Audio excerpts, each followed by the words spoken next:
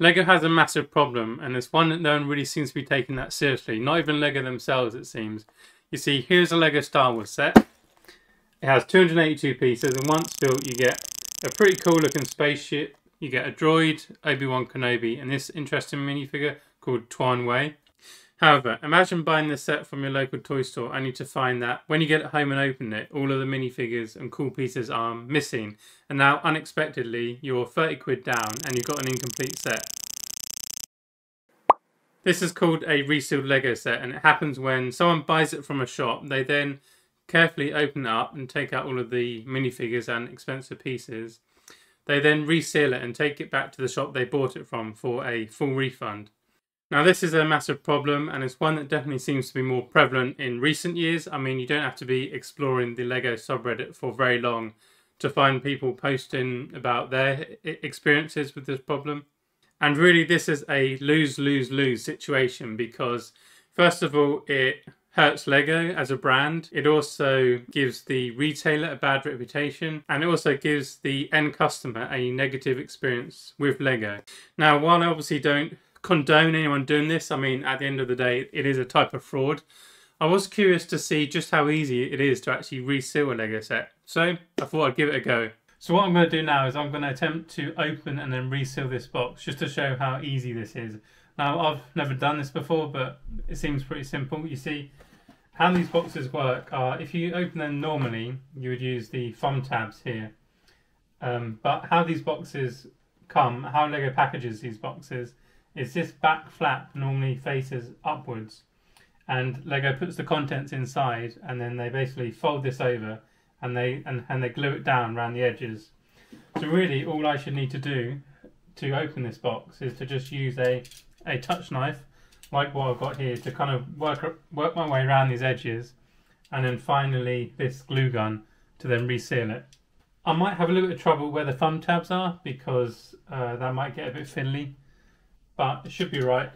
I think actually I probably need to open these two sides here and I can get everything out without damaging this back panel. So yeah, I'm gonna give it a go now and see how I get on.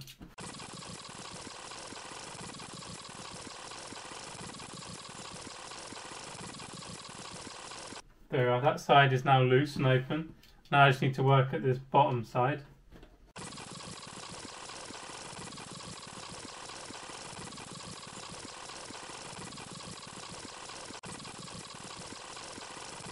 And there we have it. I've now managed to open two sides, which should be just enough room for me to get the contents out.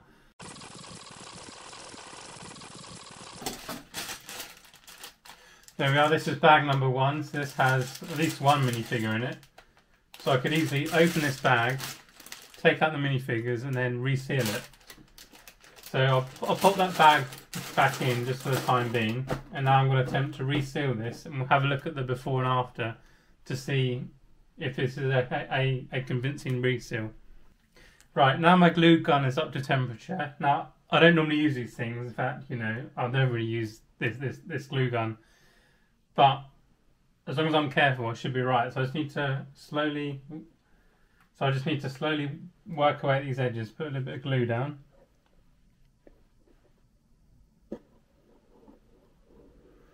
Make sure it's well inside the edges so it doesn't seep out. So that's one side done. Now I'll just work away at this side. You know, it doesn't have to be a fantastic job, it just has to be convincing, I guess. And then apply a little bit of pressure. And then that should be all I need to do. And now we have a resealed box. And hypothetically, I would have obviously taken some of the contents out of this box. For example, all of the 3 minifigures that come with this set. So yeah, this will take a little while just to set. Shouldn't take too long. So I'll catch up with you in about 5 or 10 minutes. 5 minutes later. Right, now the glue has dried, and this is the moment of truth. So the seals are holding firm, and this is now a resealed box. And that was very easy. Like, I've never done this in the past. And it takes zero skill really, just got to be a little bit careful, and it just shows how easy it is for people to kind of for people to partake in this type of fraud, because at the end of the day, you know, Lego is a high ticket item. These are going to be the sort of toys people are going to target, and really there's no way of anyone knowing that this is a resealed box. There's no signs on the box that's been opened. So I think we're just going to see a bigger and bigger increase in this type of scam. Now, if this happens to you, you can always take it back to the shop and explain the situation. And in theory, they should give you a full refund, unless, of course, you bought it from Argos, where, the customer is always wrong. However, you don't really have this protection if you were to buy a retired set on the aftermarket.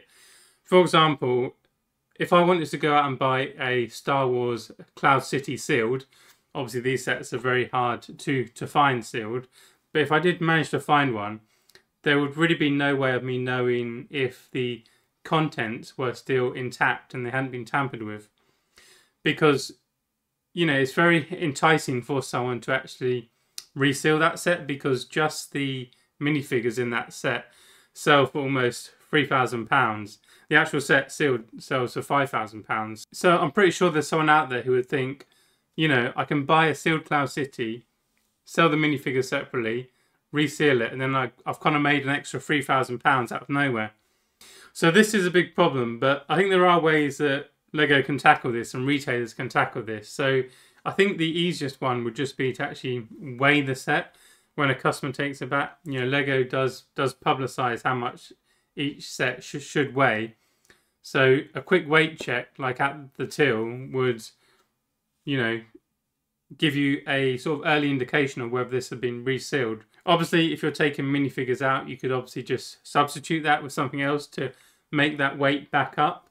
But I think, generally speaking, if you make something harder for someone, if they can see that shops are doing weight checks, that might just be enough to put off some people, or a big chunk of people into doing this. Secondly, I think if a Lego set is returned to a shop, that is now a used product in a way, even if it does look sealed. So I think, shops should either kind of state that this has been returned by a customer, or they should maybe even open it up themselves and just verify all the contents, and then just have to sell that set at a cheaper price. Obviously, these two things aren't ideal, because at the end of the day, they do cost time and money.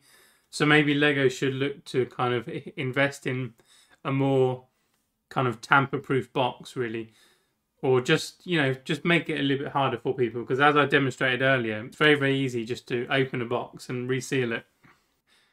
Yes, that brings me to the end of this video. I'd love to hear your experiences with this. If you've, come into contact with a resealed box, what you think Lego should be doing to fix this problem. Do you think it's a problem? Does it need fixing? Let me know in the comment sections down below.